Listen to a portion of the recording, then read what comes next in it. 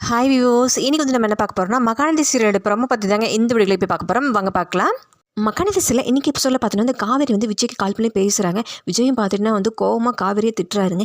இதை பாரு காவேரி, நீ நேரத்துக்கு ஒரு முடிவு எடுப்ப, உன் இஷ்டத்துக்கு பேசுவேன், அதை நம்பி நான் ஏமாந்து போனதெல்லாம் போதும். நான் நிறைய பார்த்துட்டேன் காவேரி, அதே மாதிரி உனக்கும் நிறைய டைம் கொடுத்துட்டேன். என் பொறுமைக்கு ஒரு அளவு இருக்குது, அதெல்லாம் மீறி வந்து நீ என்னை சோதிச்சிட்ட.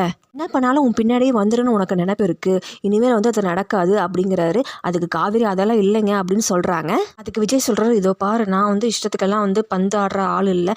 நான் உன்னை விட்டுட்டு ரொம்ப தூரம் விலகி வந்துட்டேன் காவேரி. இனிமேல் உங்ககிட்ட இருந்து மெசேஜோ இல்லை காலோ எதுவுமே எனக்கு வரக்கூடாது அப்படின்னு சொல்லி விஜய் வந்து கோபமாக காலை கட் பண்ணிடுறாருங்க. அதுக்கப்புறம் காவேரி பார்த்தீங்கன்னா பயங்கரமாக அழுகிறாங்க விஜய் நினச்சி.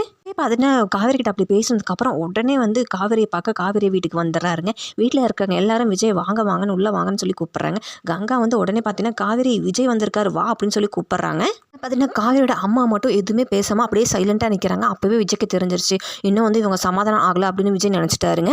வந்து பார்த்தீங்கன்னா காவேரி அப்படியே ஷாக் ஆகி அப்படி பேச முடியாமல் அழுதுகிட்டே நிற்கிறாங்க. விஜய் வந்ததுக்கு அப்புறம் சாரதா போய் எல்லா உண்மையும் வந்து விஜய் கிட்ட சொல்கிறாங்க. விஜய் அடுத்ததாக பார்த்தீங்கன்னா பாட்டி கிட்ட போய் சண்டை போட போகிறாருங்க. பாட்டி என்ன சொல்கிறாங்கன்னா அதை வெயிட் பண்ணி அடுத்த எபிசோடில் பார்க்கலாம்.